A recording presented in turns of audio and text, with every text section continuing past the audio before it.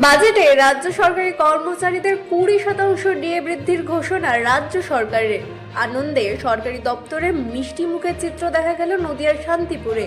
এদিন শান্তিপুর বিডিও অফিসে সকল সরকারি কর্মচারীরা মিষ্টি মুখে মেতে উঠলেন। বিগত সরকার কোনোদিনই সরকারি কর্মচারীদের কথা ভাবেনি, কিন্তু পালাবদলের পরেই রাজ্য সরকার যা প্রতিশ্রুতি দিয়েছিল তা পূরণ করছে এবং তাতে তারা ভীষণই খুশি, এমনটাই জানাচ্ছেন সংবাদ মাধ্যমের সামনে।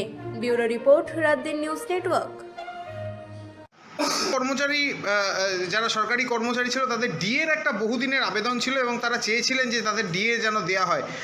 আজ বাজেটে ডিএর ঘোষণা, কি বলবেন এই বিষয়ে?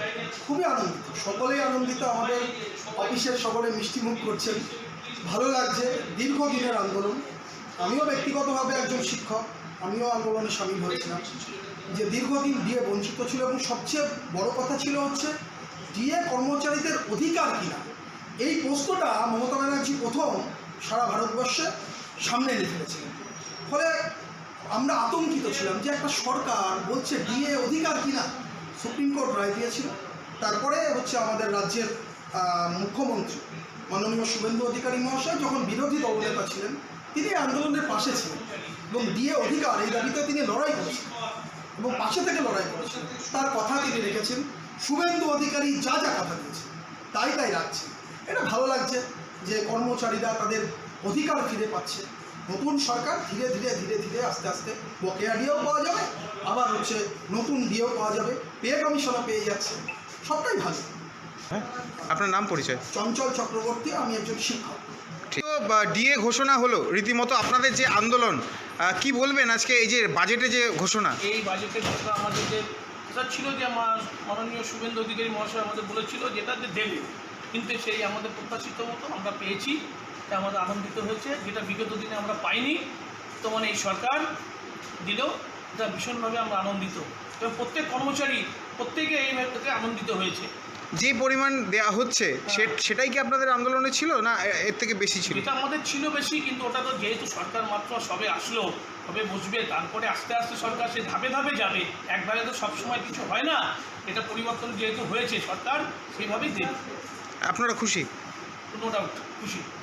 আপনার নাম পরিচয়? অমর চক্রবর্তী, শান্তিপুর এখানে সরকারি কর্মচারী। বাজেটে আপনাদের যে ডিএর ঘোষণা, কি বলবেন এই বিষয়ে? বাজেটে আমাদের 20% ডিএ দেওয়া হয়েছে, এতে আমরা সরকারি কর্মচারীরা ভীষণ খুশি এবং আশা রাখবো অদূর ভবিষ্যতে আমাদের বাকি অংশটাও সরকার দিয়ে দেবে, তাতে সুবিধা। এতদিনের আন্দোলন তা কি রূপ পেল এবার? অবশ্যই এতদিনের আন্দোলন আর সার্থক হল। রাজ্য সরকার যে আপনাদের জন্য চিন্তা ভাবনা করেছে সে বিষয়ে কি বলবো? রাজ্য সরকার সরকারি কর্মচারীদের সঙ্গে আছে, থাকবে এবং ভবিষ্যতে সরকারি কর্মচারীদের উন্নতির জন্য আরও অনেক প্রচেষ্টা করবে। আপনার নাম পরিচয়? Uttam Kumar Dutta, accounts club, Shantipur panchayat. সরকার আজকে 20% ডিএর ঘোষণা করেছে বাজেটে, কতটা খুশি এবং কি বলবেন? ভালো খুশি। হ্যাঁ, আগামী দিনে আরও যেটা বকেয়া আছে সেটা আশা করবো দিয়ে দেবে। হ্যাঁ, এতদিন ধরে তো আপনারা আন্দোলন করেছিলেন, হ্যাঁ, সেক্ষেত্রে বিগত দিনের সরকার কি একবারও তাকায়নি? না লাগাইনি। আর এবারে কি হলো? ভালো, আমরা খুশি। হ্যাঁ, আশাবাদী আগামী দিনে আমাদের যেটা পাওনা সেটা আমরা পরিপূর্ণভাবে পেয়ে যাবো। এই যে রাজ্য সরকার আপনাদের জন্য চিন্তা ভাবনা করেছে, 20% দিচ্ছে, কি বলবেন রাজ্য সরকারকে? ভালো সরকার ভালো, আমাদের কর্মচারীদের স্বার্থে আছে এবং আগামী দিনও থাকবে এই আশ্বাস আমরা আশ্বস্ত করি। আপনার নাম পরিচয়? আমার নাম কখন সরকার, ইউডিএ।